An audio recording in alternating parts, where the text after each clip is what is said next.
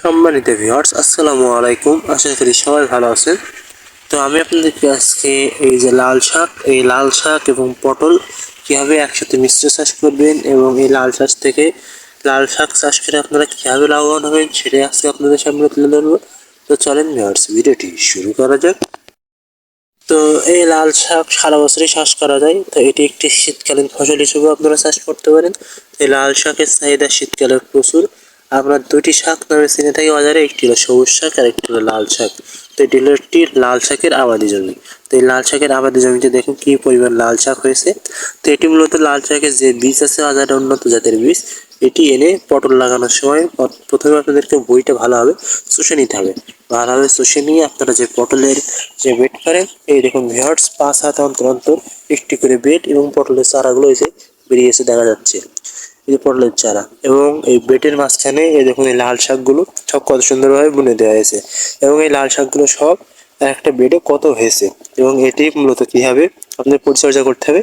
এই লাল শাকের পাতা অনেক সময় আপনাদের এই যে পাতা দেখছেন, এই পাতা মূলত যে চিরিঙ্গি পোকা আছে, সেই চিরিঙ্গি পোকার আক্রমণের কারণে অনেক সময় এরকম খেয়ে নেয়।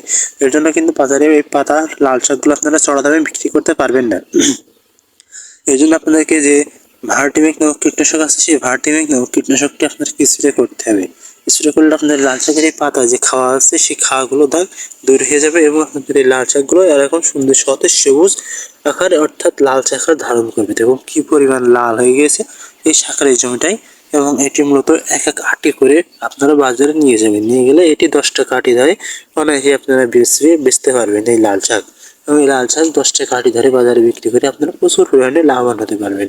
তো দেখুন কত সুন্দর দেখা যাচ্ছে এই শীতকালীন এই শাকটা, অর্থাৎ শীতকালীন শাক আমরা এটিকে চিনে থাকি। এটি হলো সেই লাল শাক। এটি হলো একটা হাইব্রিড জাতের লাল শাক, দেখেই বোঝা যাচ্ছে। এবং এর পাতার আকৃতির ধরনটা দেখুন একবার কত সুন্দর। এবং এটি এই মুহূর্তে আপনাদেরকে বাজারে বিক্রি করতে হবে। যখন এরকম অবস্থা আসবে, এটি মূলত বেচার উপযুক্ত সময়। তো এই বেচার উপযুক্ত সময় আপনাদেরকে লাল শাক যে গাছগুলো এরকম বড় বড় হয়েছে, এগুলো দেখতে পাচ্ছেন, এগুলো আপনাদেরকে আটি আটি বেঁধে বাজারে বিক্রি করলে 10 থেকে 20 টাকা আটি ধরে এই শাকগুলো অনায়াসে আপনারা বেচতে পারবেন এবং প্রচুর পরিমাণে লাভবান হতে পারবেন। তো এভাবে আপনারা লাল শাক চাষ করতে পারেন। তো আজকের মতো আল্লাহ হাফেজ।